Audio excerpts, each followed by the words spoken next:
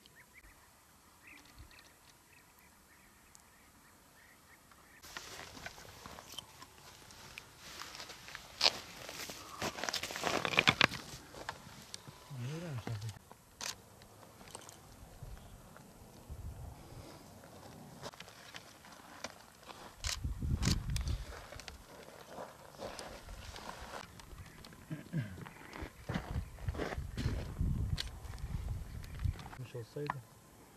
En azından bir yol yapılmış olsa yani. Ya temiz bırakın. Yol olsaydı yeter.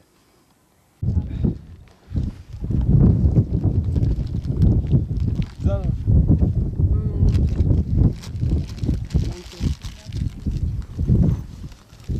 Ya da ben şey yapayım, video alayım bir tane.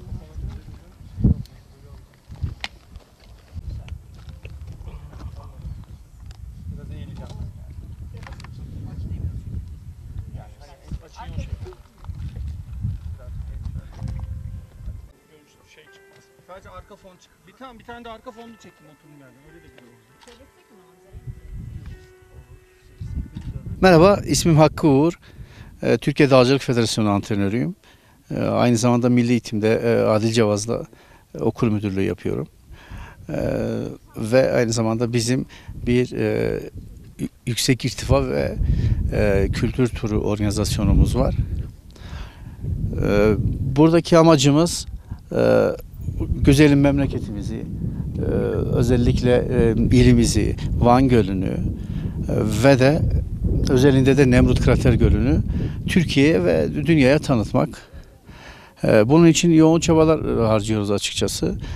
Gerek yurt içinden gerekse yurt dışından gelen gruplarımızı yine Nemrut'ta kamp yaptırarak bir gece Nemrut Krater Gölü'nde kamp yaptırıp sonraki gün yine yaklaşık 3 saatlik bir yürüyüşten sonra Nemrut zirveye getirip buradaki bu güzelim görseli, bu güzel anları onlara yaşatıp ölümsüzleştiriyor, fotoğraflarını çektiriyor ve öyle uğurluyoruz.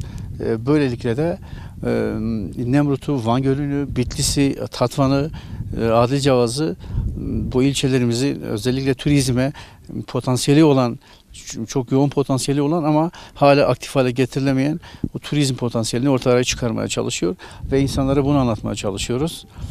Bugünkü grubumuz Ankara ve İstanbul'dan gelen gruplar. Dün Muş Havalan'dan aldık grubumuzu.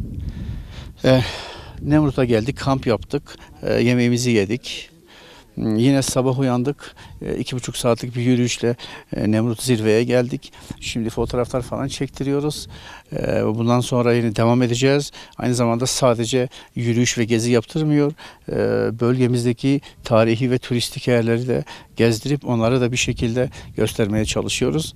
Biraz sonra ileriye doğru Araca doğru gideceğiz ve Ahlat'a gideceğiz. Ahlat'taki Selçuklu mezarlıklarını, kümbetleri, harabe şehri ve tarihi yerleri de gezdikten sonra Adil Cevaz'a geçeceğiz. Oradaki Tuğrul Bey Camii, Ulu Camii gibi tarihi yerleri de gösterdikten sonra Süphan ana kampına gideceğiz. Gece orada konaklayacağız. Sabaha karşı 3 gibi falan zirve tırmanışı olacak. Zirve tırmanışımız ortalama 7 ile 9 saat sürecek. Zirveye gidişimiz o kadar sürecek. Dönüşte ortalama 4 ile 5 saat sürecek. Bizim öngörümüz saat 16 gibi Süphan ana kampını terk edip Van'a gitmek. Aynı şekilde dediğim gibi sadece yürüyüş ve tırmanış yaptırmıyoruz. Van'daki işte yol üstünde Muradiye Şelalesi'ni, Bendi Mahi Çayı'nı ve Van'daki Akdamar Adası'nı, Çavuştepe ve Urartu antik kentini de gezdirip buradaki mahalli yemeklerini yedirip onlara bu memleketin güzelliklerini tanıtmaya ve anlatmaya çalışıyoruz. Kesinlikle uzaktan bakılan gözle buraya geldikten sonra bakılan göz çok farklı.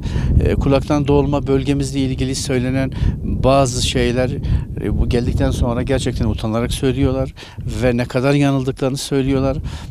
İnsani boyutunu yine aynı şekilde söylüyorlar. Ama doğa olarak burası gerçekten keşfedilmemiş yerler. Ve bunu özellikle Nemrut Krater Gölü'nü bu noktadan gören bir dağcı, bir doğa sever bunu emin olunuz ki kendi bütün platformlarında gösteriyor ve taşıyorlar. Bizler de onları görüyoruz ve çok mutlu oluyoruz. Farklı görünüyor. Makine kime biraz ayarıyla oynadı? Gölü biraz daha. Yaşa. Bayraklı çekebiliriz. Evet. Bayraklı modumuz. Evet şimdi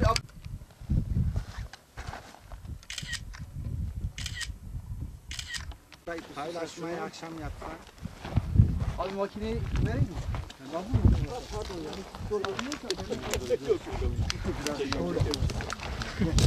ya. Tamam şöyle.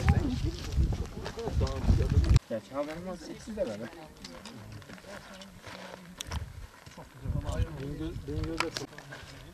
Geçmedi mi? Geçecek tabii.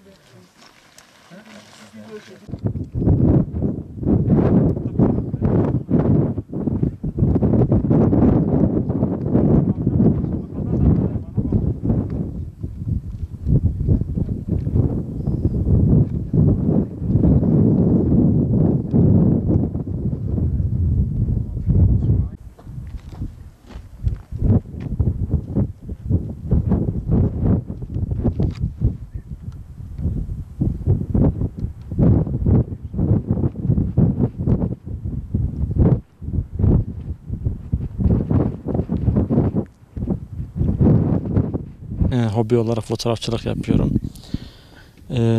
İlimizin tarihi ve kültürel güzellikleri çok fazla. Fakat tanıtım açısından büyük eksikliklerimiz var. Biz bu eksiklikleri gidermek adına kendimiz, kendi arkadaş çevremiz arasında yani fotoğraf paylaşımı yapıyoruz sosyal medya aracılığıyla.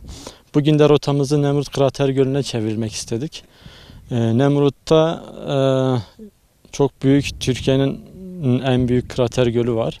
Dünyanın da ikinci büyük krater gölü. Biz bu krater gölünün Türkiye'de hemen hemen birçok insan tarafından bilinmediğini biliyoruz. Bu anlamda bir farkındalık olması açısından gelip bu Nemrut Krater Gölü'nde göle karşı bir kahvaltı hazırlayıp farklı bir atmosferde bir kahvaltı yapmak istedik. Bu yüzden 2900 metrelik zirveye tırmandık. Tırmanışımız yaklaşık 2 saat kadar sürdü. Zirvede çok farklı, çok da güzel bir atmosfer var. İşte bu güzelliği Türkiye'nin hemen hemen her yerindeki insanların gelip görmesi gerekiyor. Bizler sosyal medya aracılığıyla paylaştığımız fotoğraflarla insanların burayı görüp tanıyıp gelmelerini sağlamaya çalışıyoruz. Umarım başarılı oluruz. Çünkü bu nadide güzelliğin bir an önce keşfedilip herkes tarafından bilinmesi gerekiyor ki hem ilimize hem de ülkemize turistik açısından önemli katkıları olsun. Sabahın 5'inden beri bu yollardayız. Güzel bir kahvaltı etkinliği için Nemrut Krater Gölü'ne geldik. Rakım 2900 metreye çıktık. Az önce Burhan hocamın da ifade ettiği gibi doğa severleri buraya bekliyoruz. Pek bilinmese de pek tanınmasa da elimizden geldiğince tanıtmak için uğraşıyoruz yani. Çok güzel bir atmosfer geçirdik burada yani. Gidiş gelişimiz yani 5-6 saati rahat buldu yani ama yaptığımız kahvaltılar, çektiğimiz fotoğraflar görülmeye, gezilmeye, eşdeğer bir manzara eşliğinde buralara geldik, gördük. Ve herkesin buraya gelmesini istiyoruz. Bu güzel açıyı, bu güzel manzarayı görmelerini istiyoruz yani.